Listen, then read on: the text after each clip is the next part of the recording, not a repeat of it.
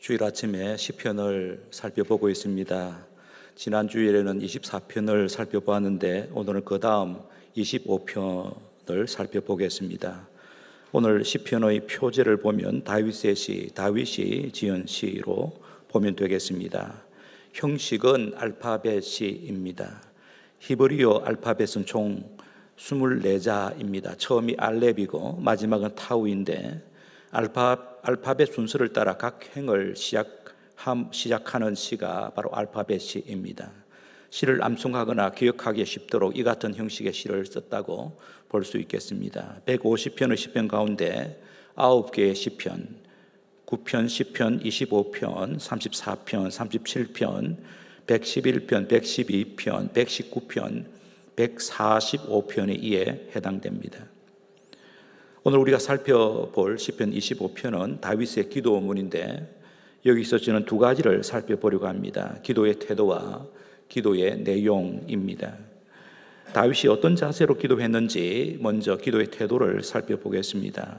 설교 제목을 주님을 기다립니다 라고 붙였는데 5절에서 땄습니다. 그 마지막에 보면 5절 마지막에 보면 내가 종일 주를 기다리나이다 라고 하죠. 여기 종일은 원문을 직역하면 모든 날입니다. 다윗은 매 순간 주님의 생생한 임재를 간절히 고대했습니다. 오늘이 바로 주님께서 자기를 찾아오시는 날이기를 소망했습니다. 다윗은 본 시편에서 주님을 기다립니다라는 뜻과 비슷한 표현을 다양하게 사용하고 있습니다. 1절에서는 나의 영혼이 주님을 우러러 봅니다. 2절에서는 주님을 의지합니다. 20절에는 주님께 피합니다. 21절에서는 주님을 바랍니다. 이것들을 종합하면 기도하는 다윗의 심정을 이렇게 표현할 수 있겠습니다. 주님 아니면 저는 절망입니다.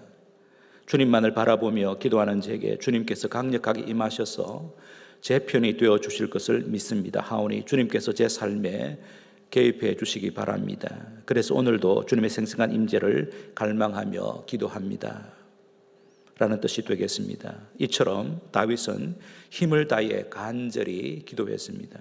겸손하게 기도했습니다. 언젠가는 자신의 기도에 하나님께서 응답하실 것을 믿으며 쉬지 않고 기도했습니다. 우리도 다윗처럼 올바른 자세로 기도해야 하겠습니다. 다윗이 무엇을 기도했는지 기도의 내용을 살펴보겠습니다. 우리가 무엇이든지 하나님께 기도할 수 있지만 기도의 내용을 5가지로 간추릴 수 있겠습니다. 찬양, 감사, 회개, 중보, 간구입니다. 중보 기도는 세계와 국가와 교회와 이웃을 위한 기도이고 간구는 자신과 직계 가족을 위한 기도라고 할 수 있겠습니다. 다윗의 기도문인 시편 25편에서도 위에 5가지 내용이 섞여 있음을 발견할 수 있겠습니다. 먼저 다윗은 하나님을 찬양하는 기도를 올리고 있습니다. 기도할 때에 우리가 하나님의 이름을 자주 부르지 않습니까? 그렇게 하나님의 이름을 부르며 기도하는 것 자체가 찬양입니다. 다윗이 기도하며 불렀던 하나님의 이름은 4가지입니다. 1절, 4절, 6절, 7절, 11절에서 여호와여라고 부르며 기도합니다. 2절에서 나의 하나님이여, 16절에서는 주여, 22절에서는 하나님이여 라고 이름을 부르며 기도합니다. 5절에서는 구주이신 하나님을 찬양하지요. 주님은 나를 구원하시는 하나님이십니다. 그리고 다윗은 하나님의 성품을 찬미합니다. 8절, 3절, 8절, 10절, 21절에서 주님의 사랑과 공의를 노래합니다. 6절, 7절에서는 그 사랑이 무궁하심을, 하나님의 사랑의 무궁함을 노래하고 있습니다. 14절과 21절에서는 언약을 지키시는 성실하신 하나님, 신실하신 하나님을 찬양합니다. 다윗은 하나님의 은혜에 감사하는 기도를 올렸습니다. 본 시편을 반복하여 읽어보면 하나님을 향한 다윗의 감사가 이 시편의 배경음악처럼 전편에 흐르고 있음을 느끼게 됩니다. 다윗은 하나님의 이름과 성품을 찬양하는 동시에 그 하나님의 은혜로 지금까지 살아왔음을 감사하고 있는 것이죠. 하나님의 이름과 성품은 다윗의 기도에 감사의 근거가 되었을 뿐만 아니라 회개와 간구의 근거이기도 했습니다. 그래서 다윗은 하나님께 자신의 죄를 인정하고 회개하는 기도를 올리고 있습니다.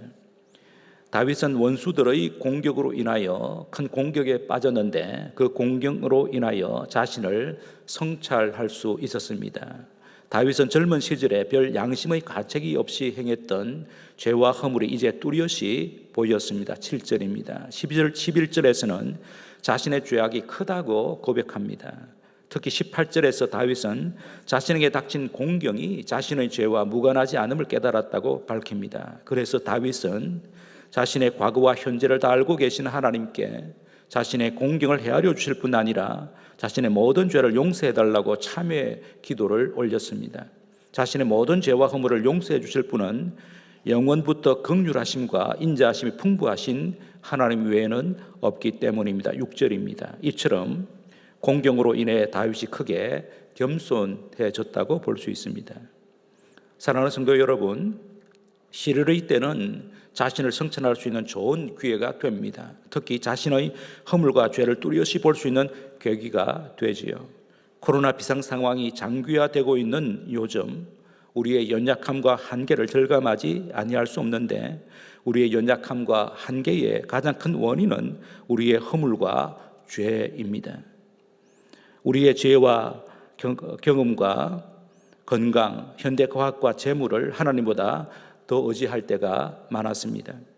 하나님께서 우리에게 주신 갖가지 선물들을 이웃과 나누지 않고 살았던 때가 많습니다. 이처럼 교만과 탐욕과 이기적인 모습을 여지없이 드러내시려고 하나님께서 이 땅에 전염병을 돌게 하신 것이 아닐까요? 그러므로 지금 우리가 해야 할 급선무는 회개입니다. 주님, 코로나로 인한 전 세계적인 재난이 바로 제 탓입니다. 성도와 교회가 하나님의 말씀대로 살지 않았기 때문입니다. 우리의 허물과 죄와 사랑의 결핍과 탐욕을 회개하오니 용서하여 주시옵소서. 이렇게 회개하는 기도를 올려야 하겠습니다. 다윗이 무엇을 기도했는지 기도의 내용을 살펴보고 있습니다. 5가지 내용 중에서 3가지를 간략히 살펴보았습니다. 찬양과 감사와 회개의 기도입니다. 남은 2가지는 중보와 간구인데 간구를 먼저 살펴보겠습니다. 본 시편에서 다윗이 하나님께 올린 간구의 내용을 3가지로 간추릴 수 있겠습니다. 원수들에게서 나를 보호하소서, 근심과 고난에서 나를 구출하소서, 나를 바른 길로 인도하소서입니다. 하나씩 살펴보겠습니다. 다윗은 원수들에게서 자신을 보호해달라고 하나님께 간구했습니다. 2절에 다윗의 원수들이 등장하지요. 3절에서는 그 원수들이 다윗을 까닭없이 속였다고 말합니다. 다윗을 중상모략했다는 뜻입니다. 19절에서는 그 원수들의 수가 많다고 하면서 그들이 다윗을 심히 미워하고 있다고 말합니다. 언제 이런 일이 있었는지 본 시편에서는 가늠할 수 없습니다. 다윗이 이스라엘의 왕으로 통치를 하던 40년의 기간 중에 다윗의 원수들이 대거합세하여 다윗을 몰아내리고 모의를 한 것으로 보입니다. 외국의 군대가 쳐들어왔다면 군사들을 모아 전쟁을 하면 되겠지만 국내에서 벌어진 권력의 다툼이나 반역의 모의는 쉽게 수습이 되지 않을 뿐 아니라 수습이 된 다음에도 상처가 아물려면 시간이 많이 걸립니다. 이 같은 난국에 다윗은 사람의 지혜나 경험을 의지하는 대신에 하나님께 나아가 기도했습니다. 원수들에 대한 다윗의 간구는 3가지였습니다. 그 첫째는 자신을 부끄럽지 않게 해달라고, 수치를 당하지 않게 해달라고 간구했습니다. 2절과 20절입니다. 원수들이 다윗의 왕권에 큰 손상을 입히도록 내버려 둔다면 다윗은 앞으로 백성들을 힘있게 다스릴 수 없게 될 것입니다. 그렇게 되면 다윗은 큰 수치를 당할 수밖에 없지요. 그래서 자신을 부끄럽지 않게 해달라고 하나님께 간구한 것입니다. 그 둘째는 다윗은 원수들이 자신을 이겨 개가를 부르지 못하게 해달라고 간구합니다. 2절 하반절입니다. 2절 하반절에 나의 원수들이 나를 이겨 개가를 부르지 못하게 하소서라고 기도했는데 그들이 나를 이겨 기뻐 뛰놀지 못하게 하소서라는 뜻입니다. 원수들의 모의와 반역이 수포로 돌아가게 해달라는 뜻입니다. 그러면서 다윗은 그렇게 되는 것이 하나님의 뜻임을 확신합니다. 3절이 바로 그것입니다. 다윗이 원수에 대하여 하나님께 간구를 했는데 그 셋째는 성실과 정직으로 자신을 보호해달라고 간구했습니다. 21절입니다. 성실은 완전하고 온전하다는 뜻이죠. 정직은 옳고 똑바르다라는 뜻입니다. 그러므로 성실과 정직은 하나님의 두드러진 성품입니다. 그런 하나님을 신뢰하며 자신을 원수들에게서 보호해달라고 다윗이 간구한 것입니다. 원수들에 대한 다윗의 간구 세 번째입니다. 다윗은 근심과 고난에서 자신을 구출해달라고 간구하고 있습니다. 다윗은 지금 자신의 궁박한 처지를 하나님께 아뢰입니다. 주여, 나는 외롭고 괴롭습니다. 16절입니다. 내 마음에 근심이 많습니다. 17절입니다. 다윗은 적지 않은 백성들이 자기를 떠나 원수들 편에 서 있는 것처럼 느꼈습니다. 하나님마저도 자기를 멀리하고 계시는 듯하여 괴로움이 가중되었습니다. 16절 하반절입니다. 하지만 다윗은 사력을 다해 하나님께 간구합니다. 주님, 외면하지 마시고 내게로 돌이키소서. 나에게 은혜를 베푸소서. 16절이죠. 나를 고난에서 끌어내 주소서. 17절입니다. 나를 구원하여 주소서. 20절입니다.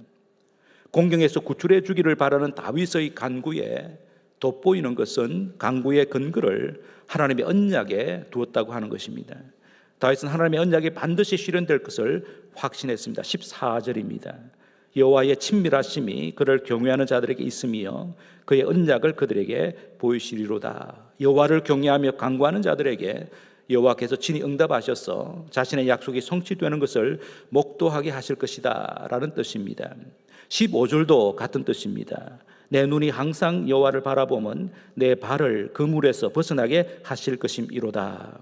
하나님을 바라보는 성도의 발을 그물에서, 올무와 큰 공경에서 벗어나게 하실 것을 믿습니다 라는 뜻입니다. 더 나아가서 다윗은 하나님께서 약속하신 대로 자신은 물론 후손들에게까지 샬롬의 복을 누리게 될 것을 믿었습니다. 13절입니다. 그의 영혼은 평안히 살고 그의 자손은 땅을 상속하리로다. 자기를 찾는 자들에게 하나님께서 약속하신 복이 바로 샬롬입니다. 이 샬롬의 복은 공경에서 구출됨으로써 누리게 되는 내면의 평안은 물론이요, 하나님의 은혜와 공의로운 통치로 인하여 정의와 평화와 형통을 당대와 후대 백성들이 누리게 될 것을 뜻합니다. 즉 은혜와 평강과 희락이 가득한 하나님의 나라를 누리게 된다는 뜻입니다. 다윗이 무엇을 간구했는가? 마지막 세 번째는 다윗은 자신을 바른 길로 인도해달라고 간구했습니다. 4절 5절을 보면 다윗은 주님께서 자신에게 올바른 길을 보이시고 가르쳐 주시기를 간구하고 있습니다. 이유는 주님이야말로 자신의 구원자가 되실 뿐만 아니라 자신을 생명의 길, 의의 길로 인도하는 최고의 지휘자임을 믿었기 때문입니다. 4절 5절 제가 읽겠습니다. 여호와여, 주의 도를 내게 보이시고 주의 길을 내게 가르치소서. 주의 진리로 나를 지도하시고 교훈하소서. 주님께서 인도하시는 올바른 길은 주님의 도, 주님의 길, 주님의 진리입니다. 모두 같은 뜻입니다. 주님의 도, 주님의 길, 주님의 진리의 핵심은 두 가지입니다. 8절에서 말하는 대로 선과 정직입니다. 선은 인자와 동의어입니다. 인자는 헤세드, 사랑, 긍휼, 인애를 뜻하지요. 정직은 정의와 진리를 뜻합니다.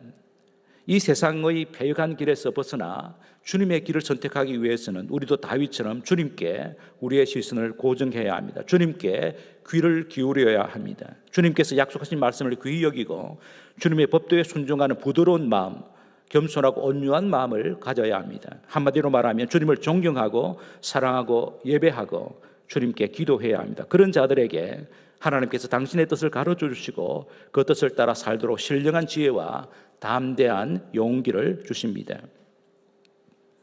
마지막 하나 남아있는 게 중보기도입니다. 중보기도, 다윗의 중보기도는 한 절입니다. 22절입니다. 22절 마지막 절입니다. 우리 함께 읽도록 하겠습니다. 같이 읽겠습니다. 하나님이여, 이스라엘을 그 모든 환난에서 속량하소서. 나만 아니라 이스라엘 백성 모두를 환난에서 구원해달라고 다윗은 기도하고 있습니다. 설교 서두에 말씀드린 대로 본 시편은 알파벳 시인데 이 알파벳 시의 형식이 21절에서 끝납니다. 22절이 아니라 21절에서 끝납니다. 21절이 히브리어 알파벳의 끝자인 타우로 시작하기 때문입니다. 마지막 구절은 마지막 구절인 22절은 히브리어 알파벳 24자 중에서 15번째에 해당하는 패로 끝납니다. 그러니까 알파벳 시의 파격으로 이 시가 종결된다는 것입니다. 다윗이 이렇게 시를 마무리한 것은 자신의 기도가 개인의 기도로 그치지 아니하고 모든 백성의 공동 기도로 성화되었으면 좋겠다는 자신의 바람을 표현한 것으로 이해할 수 있겠습니다. 다윗은 하나님의 선하심과 인자하심, 공평과 공의, 성실하심과 위대하심을 백성들 모두가 경험함으로써 이스라엘이 진정한 샬롬의 나라가 되기를 소망했다고 볼 수 있겠습니다. 본 시편을 살펴본 대로 다윗의 기도에서 대부분을 차지하는 것은 자신을 위한 간구입니다. 그 간구에 하나님을 향한 찬양과 감사와 참회 기도가 군데군데 섞여 있습니다. 하지만 중보 기도는 단 한 절뿐입니다. 그럼에도 우리는 다윗의 형편과 심정을 충분히 이해할 수 있겠습니다. 다윗처럼 우리도 절박한 위기를 맞았을 때에 이웃이나 교회나 세상을 돌아볼 겨를이 생기지 않아서 주로 자신의 절박한 상황을 해결해 주시기를 기도하게 되죠. 어쩌면 이게 우리의 한계이기도 합니다. 그런데도 한 줄이기는 하지만 자신의 기도를 중보 기도로 마무리한 다윗이야말로 주님의 마음에 합한 사람이었다고 평가할 수 있겠습니다. 다윗이 하나님께 어떻게 기도했는지 그리고 무엇을 기도했는지 간략하게 살펴보았습니다. 저는 본 시편을 공부하면서 다윗의 기도가 예수님께서 가르쳐 주신 기도의 올바른 자세와 올바른 내용의 거의 일치함을 확인할 수 있었습니다. 그래서 다윗의 이 기도문이 성경으로 채택되었다고 할 수 있습니다. 예수님의 중요한 가르침 가운데 하나가 기도이지요. 예수님께서는 우리에게 기도할 때 올바른 자세로 기도하라고 하셨고 그렇게 기도하신 대로 친히 본을 보여주셨습니다. 마태복음 5장에서 7장까지 기록된 예수님의 설교 산상수훈을 보면 거기에 기도의 올바른 태도에 관하여 예수님께서 여러 번 말씀하셨습니다. 소극적으로는 바리새인들처럼 외식하는 기도를 하지 말라, 이방인들처럼 죽은 부원하는 기도를 하지 말라고 하셨습니다. 적극적으로는 올바른 태도로 기도하라고 하셨습니다. 마태복음 7장 7절에서 11절입니다. 구하라 그리하면 너에게 주실 것이요 찾으라 그리하면 찾아낼 것이요 문을 두드리라 그리하면 너에게 열릴 것이니 구하는 이마다 받을 것이요 찾는 이는 찾아낼 것이요 두드리는 이에게는 열릴 것이니라. 너희 중에 누가 아들이 떡을 달라 하는데 돌을 주며 생선을 달라 하는데 뱀을 줄 사람이 있겠느냐. 너희가 악한 자라도 좋은 것으로 자식에게 줄 알거든 하물며 하늘에 계신 너희 아버지께서 구하는 자에게 좋은 것으로 주시지 않겠느냐. 올바른 자세로 기도하면 하나님께서 좋은 것으로 응답하신다고 예수님께서 약속하셨습니다. 여기서 우리는 예수님께서 우리에게 가르쳐 주신 바대로 기도의 올바른 태도를 네 가지로 요약할 수 있겠습니다. 첫째는 겸손하게 기도해야 합니다. 하나님 아니면 안 됩니다. 가난한 심정으로 항복하면서 기도해야 된다고 하는 것이죠. 둘째는 간절하게 기도해야 합니다. 전심전력으로 기도해야 합니다. 셋째는 인내와 끈기를 갖고 기도해야 합니다. 응답 받을 때까지 쉬지 않고 기도해야 합니다. 마지막으로 믿음으로 기도해야 합니다. 기도 응답의 소망과 확신을 갖고 담대하게 기도해야 하겠습니다. 다윗도 이런 자세로 기도했음을 시편 25편에서 확인할 수 있습니다. 예수님께서 같은 산상수훈에서 어떤 내용으로 기도해야 하는지도 말씀하셨습니다. 그것이 바로 주기도문이죠. 주기도문은 서원과 6가지 청원과 결어로 구성되어 있는데 이 주기도문을 찬양과 감사와 회개와 중보와 간구로 구분할 수 있습니다. 주기도문에 하나님을 찬양하는 기도가 담겨 있습니다. 주기도문의 서원, 하늘에 계신 우리 아버지, 주기도문의 결어, 나라와 권세와 영광이 아버지께 영원히 있사옵나이다. 이 서원과 결어가 하나님을 찬양하는 기도라고 할 수 있습니다. 주기도문 안에 감사의 기도가 포함되어 있습니다. 주기도문이 아주 짧지만 하나님의 깊고 넓은 사랑에 대한 감사가 주기도문 전반에 깔려 있다고 할 수 있습니다. 세 번째 청원, 뜻이 하늘에서 이루어진 것 같이 땅에서도 이루어지다라고 하는 이 기도를 보게 되면 아버지 하나님께 기도하는 성도는 뜻이 이미 하늘에서 이루어진 것을 믿으며 감사해야 된다라는 뜻이 내포되어 있습니다.